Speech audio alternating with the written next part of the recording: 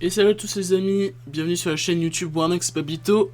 Donc pour le best of aujourd'hui, vu que c'est une vidéo sur le jeu Providence Poker, qui est un jeu de poker en ligne, je vais donc rapidement vous présenter le poker. Donc le poker, c'est un jeu de chance et de stratégie, d'argent surtout. Les règles au poker, donc on va déjà parler des mains possibles. Donc la carte isolée, c'est en gros quand aucun joueur n'a de main, c'est-à-dire de combinaison. C'est la carte la plus haute du jeu qui l'emporte. Après on a une paire, c'est-à-dire deux cartes identiques. On a la double paire, aussi appelée top paire, qui constitue deux paires, et en cas d'égalité, c'est la paire la plus haute qui l'emporte, ou à défaut, le kicker. On a ensuite le brelan, qui sont trois cartes identiques, mais pas forcément de même signe.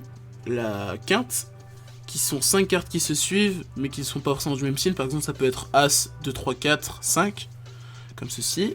Nous avons ensuite la flush, qui signifie la couleur.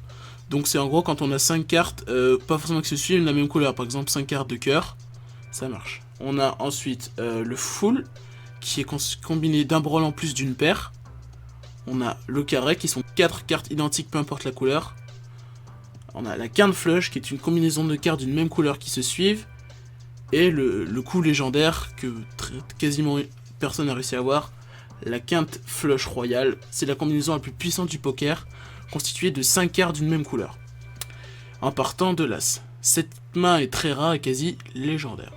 On va ensuite parler des mises. Donc quand vous arrivez sur une table, vous devez payer un blind. Donc le blind, c'est la somme minimum pour entrer dans la table.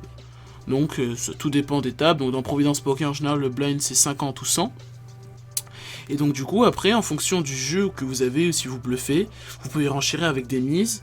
Quand on pose tapis, c'est quand on pose la totalité de ses jetons sur la table. Donc ça peut très bien être dans un but si vous avez une belle main, ou complètement du bluff, tout d'un pot de votre stratégie et tout ça.